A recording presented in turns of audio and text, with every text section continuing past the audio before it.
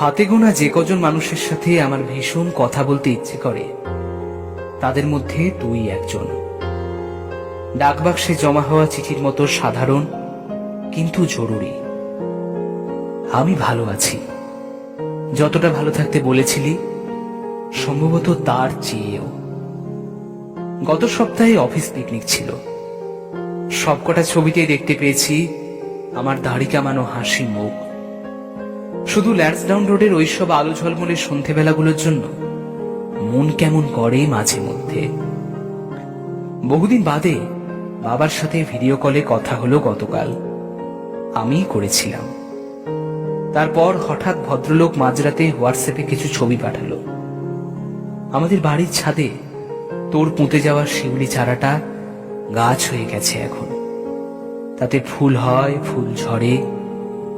ছবিগুলো দেখে জানতে চেয়েছিলাম মায়ের জন্য মন খারাপ। সংক্ষিপ্ত একটা উত্তর এসেছিল, না, তোর জন্য। জানি স্বার্থপরের মতো সবকিছু পেছনে ফেলে পালিয়ে এসেছিলাম একদিন। হয়তো থেকে গেলেও এভাবেই সব ঠিক হয়ে যেত একদিন। কিন্তু তখন বয়স অল্প ছিল, সামলে নেওয়ার ক্ষমতাও ছিল না এতখানি। তবে আজ তোকে ইমেল করতে বসে এই অপার্থিব ক্ষমতার কথা টের পাচ্ছি অক্ষরে অক্ষরে।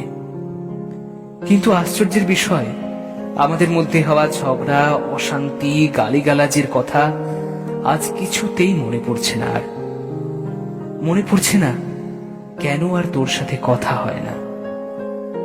মনে পড়ছে মা চলে যাওয়ার পর নভেম্বর মাসের সেই বিকেল বেলাটার কথা।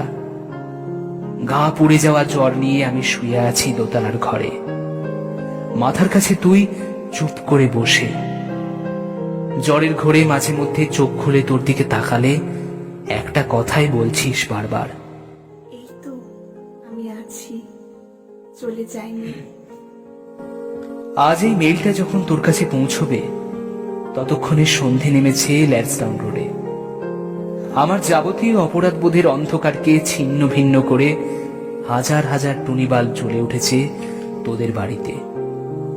পাড়ার মোড়ে রিক্সা স্ট্যান্ড থেকে শোনা যাচ্ছে সানাইয়ের শব্দ।